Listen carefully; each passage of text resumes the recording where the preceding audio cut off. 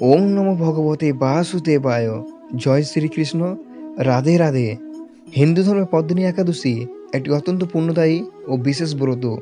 এটি অধি মাস বা মল মাসের শুক্লপক্ষের একাদশী তিথিতে পালিত হয়, যেটি 2026 27শে মে বুধবার এই শুভ দিনে সকল ভক্তরা এই ব্রতটি পালন করেছেন। পদ্মিনী একাদশীর মধ্যে একটি অত্যন্ত গভীর ও আধ্যাত্মিক সম্পর্ক রয়েছে। চান্দ্র ও সৌরবর্ষের মধ্যে সামঞ্জস্য বজায় রাখার জন্য হিন্দু পঞ্জিকায় প্রতি 32 থেকে 33 মাস অন্তর একটি অতিরিক্ত মাস যুক্ত হয়, যাকে মল মাস বা অধি মাস বলা হয়। সাধারণ এই মাসে কোনো শুভ কাজ যেমন বিবাহ, গৃহপ্রবেশ ও অন্নপ্রাশনের মতো শুভ কাজ নিষিদ্ধ থাকে বলে একে মলিন মাস বলা হয়। কিন্তু ভগবান শ্রী বিষ্ণু এই মাসটিকে নিজের নাম দিয়ে পুরুষোত্তম মাস হিসেবে শ্রেষ্ঠতা প্রদান করেন। এই পুরুষোত্তম মাসের শুক্লপক্ষের একাদশী পদ্মিনী একাদশী বা কমলা একাদশী নামে পরিচিত। সাধারণ এই একাদশীর তুলনায় একাদশীর পুণ্যফল বহুগুণ বেশি বলে শাস্ত্রে উল্লেখ আছে। যেহেতু এই মাসটি ভগবান বিষ্ণুর অত্যন্ত প্রিয় মাস, তাই এই সময় পালিত একাদশী মানব জীবনের সমস্ত পাপ খণ্ডন করে এবং পরম মোক্ষ বা বৈকুণ্ঠ প্রাপ্তির পথ প্রশস্ত করেন। পুরাণ অনুসারে অন্যান্য সাধারণ মাসের একাদশীর পালনে যে পুণ্য লাভ হয়, পুরুষোত্তম মাসে পদ্মিনী একাদশী পালনে তার চেয়ে অনেক গুণ বেশি পুণ্য অর্জিত হয়। মনে করা হয় যে এই ব্রত নিষ্ঠার সঙ্গে পালন করলে বহু জন্মের সঞ্চিষ্ট পাপ বিনষ্ট হয়ে যায়। জাগতিক সমস্ত মায়াবন্ধন ছিন্ন করে মৃত্যুর পর পরমধাম বা বৈকুণ্ঠ স্থান লাভ করা যায়। সমস্ত তীর্থস্থান দর্শন এবং অশ্বমেধের মতো বড় যজ্ঞ করলে যে ফল পাওয়া যায়, কেবলমাত্র এই একটি একাদশী ব্রত নিষ্ঠা ভরে পালন করলে সে একই পুণ্য লাভ হয়।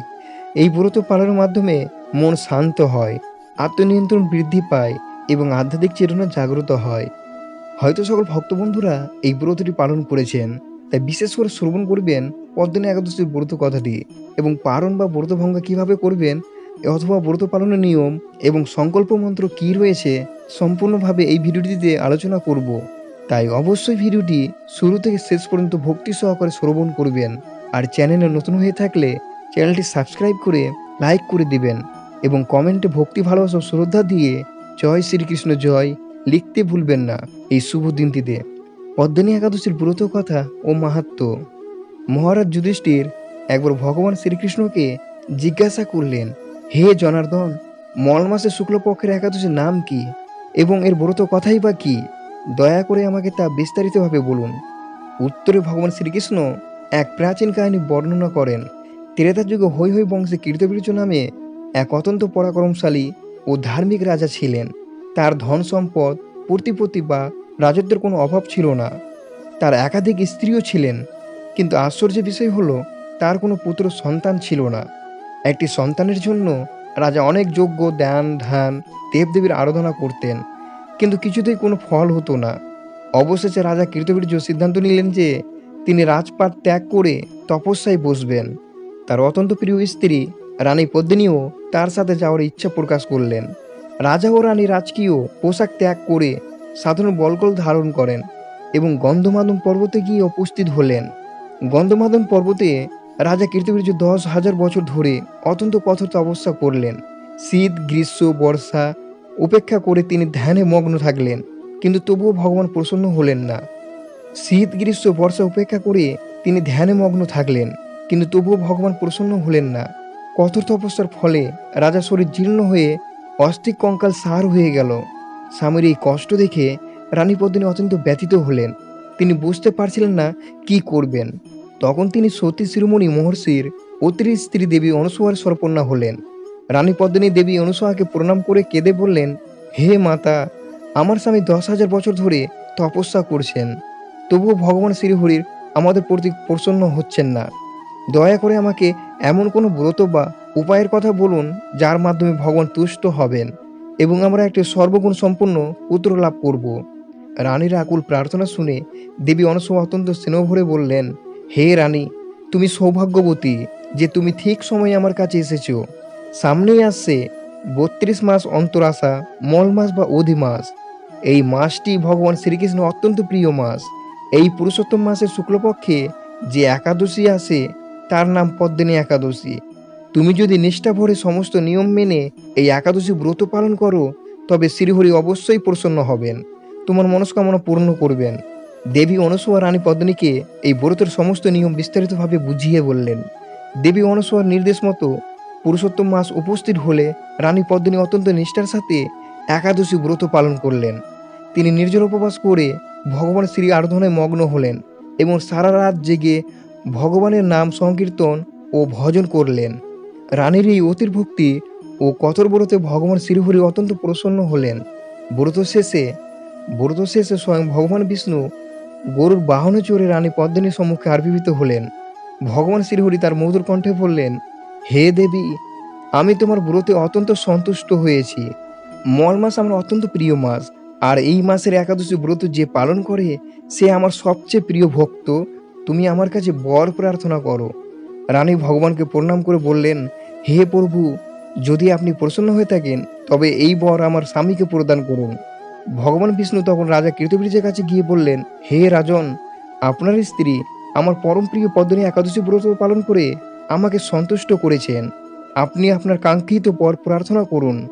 ভগবানকে নিজ চোখে দর্শন করে রাজা কৃতবীর্যের সকল কষ্ট দূর হয়ে গেল।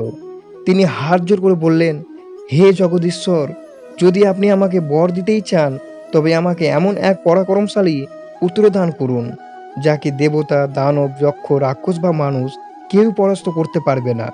সে যেন কেবল আপনার কাছেই পরাজিত হয়।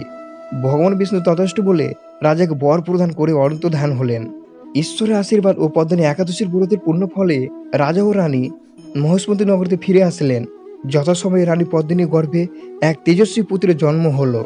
এই পুত্রই হলেন বিখ্যাত কার্তবীর্য অর্জুন বা সহস্রবাহু অর্জুন। কার্তবীর্য অর্জুন এতই শক্তিশালী ছিলেন যে তিনি স্বয়ং রাবণকেও যুদ্ধে পরাজিত করে বন্দী করেছিলেন। সমগ্র ত্রিলোকে তার সমান বীর আর কেউ ছিল না। আর সবই সম্ভব হয়েছিল মল মাসে পবিত্র পদ্মিনী একাদশী ব্রতের প্রভাবে। মহারাজ যুধিষ্ঠিরকে এই পবিত্র কথা শোনাতে গিয়ে ভগবান শ্রীকৃষ্ণ বলেছিলেন, হে যুধিষ্ঠির, অধিক মাসের পদ্মিনী একাদশীর মাহাত্ম্য এতটাই অপার যে যে ব্যক্তি এই ব্রত পালন করেন অথবা ভক্তি ভরে এই ব্রত কথা শ্রবণ বা পাঠ করেন তার জীবন সমস্ত জাগতিক দুঃখ ও পাপ দূর হয়ে যায়। তিনি অন্তিমে বিষ্ণুলোক ও বৈকুণ্ঠ স্থান পান। কিভাবে পালন করবেন এই ব্রত? দশমীর দিন থেকেই এই ব্রতের নিয়ম শুরু হয়ে যায়। দশমীর দিন একবেলা সাত্ত্বিক আহার করতে হয় এবং কাঁসার পাত্র, মসুর ডাল, ছোলা ও অপরে দেওয়া অন্ন বর্জন করতে হয়। একাদশীর দিন খুব ভোরে উঠে স্নান সেরে ভগবান শ্রীহরি পূজা করবেন। সামর্থ্য অনুযায়ী নির্জলা বা সজল উপবাস রাখা উচিত। সারাদিন শ্রীহরির নাম জপ করবেন এবং এই ব্রতে রাত্রি জাগরণে বিশেষ গুরুত্ব রয়েছে। রাতে ঘুমানো থেকে বিরত থাকতে হবে এবং শ্রীকৃষ্ণ গুণকীর্তন ও ভজন করা বিধেয়। পরের দিন দ্বাদশীতে নির্দিষ্ট সময়ে পারণ মন্ত্র পাঠ করে এবং ব্রাহ্মণকে ভজন ও দান করিয়ে তবেই নিজের ব্রত ভঙ্গ করবেন। পদ্মিনী এই একাদশী ব্রত কথা অত্যন্ত পবিত্র।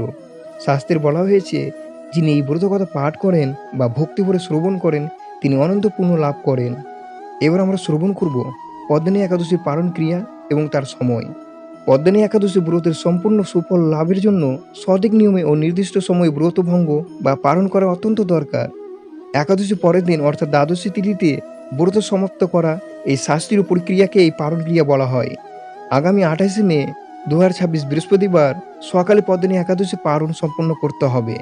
পালন উপযুক্ত সময় হলো সকাল 5টা 25 মিনিট থেকে সকাল 7টা 56 মিনিটের মধ্যে। পালন ক্রিয়ার বিস্তারিত নিয়মাবলী। নম্বর 1, প্রাতঃ স্নান ও শুদ্ধি। পালনের দিন খুব ভোরে ঘুম থেকে ওঠা উচিত। শয্যা ত্যাগের পর স্নান করে শুদ্ধ ও পরিষ্কার বস্ত্র পরিধান করতে হবে। নম্বর 2, শ্রীহরির আরাধনা। স্নানের পর বাড়ি ঠাকুর ঘরে বা মন্দিরে গিয়ে ভগবান শ্রী বিষ্ণু বা শ্রীকৃষ্ণের আরাধনা করতে হবে। ভগবান শ্রীচরণে চন্দন, সুগন্ধি পুষ্প, ধূপ ও দীপ নিবেদন করুন। শ্রীহরির অত্যন্ত প্রিয় তুলসী পাতা অবশ্যই অর্পণ করবেন। এরপর ভক্তি ভরে ভগবানের আরতি করুন এবং বিগত দিনের ব্রত পালনে কোনো ত্রুটি হয়ে থাকলে তার জন্য ক্ষমা প্রার্থনা করুন। নাম্বার 3, ব্রাহ্মণ ভোজন ও দান। শাস্ত্রের মতে পালন করার পূর্বে কোনো সাগ্নিক ব্রাহ্মণ বা অভাবী মানুষকে অন্ন, বস্ত্র বা সামর্থ্য অনুযায়ী কিছু দক্ষিণা দান করা অত্যন্ত পুণ্যদায়ক বলা হয়। অত্যন্ত পুণ্যদায়ক। যদি আশেপাশে কাউকে না পাওয়া যায়, কিছু চাল, ডাল, সবজি ও দক্ষিণা একটি পাত্রে আলাদা করে সরিয়ে রাখুন এবং পরে সুবিধামতো কোনো মন্দিরে বা ব্রাহ্মণকে দিয়ে দিন। নাম্বার 4, ব্রত ভঙ্গ বা পারণ সম্পূর্ণ করা। ভগবানকে নিবেদিত প্রসাদ গ্রহণ করে ব্রত ভঙ্গ করতে হয়। যারা একাদশীতে সম্পূর্ণ নির্জল উপবাস করেছেন তারা পারণের নির্দিষ্ট চরণে সময়ের মধ্যে তুলসী পাতা জল দেওয়া হলো অথবা চরণামৃত পান করে পালন শুরু করতে হয়। এরপর ভগবানকে নিবেদিত অন্ন বা পঞ্চশস্য গ্রহণ করে পালন সম্পন্ন করবেন। একাদশীর দিন যেহেতু পঞ্চশস্য বর্জনীয় থাকে, তাই দ্বাদশীতে অন্ন গ্রহণ করেই সাধারণত ব্রত সম্পূর্ণ করার নিয়ম। বন্ধুরা, আপনারা এই ভক্তি ভরে ভগবানের স্মরণ করুন এবং আপনাদের জীবন সুখ, শান্তি ও ভগবানের আশীর্বাদে পূর্ণ হয়ে উঠুক। ভগবান শ্রীহরি সকলের মঙ্গল করুন। প্রেম সে বলুন, ওম নমো ভগবতে বাসুদেবায়।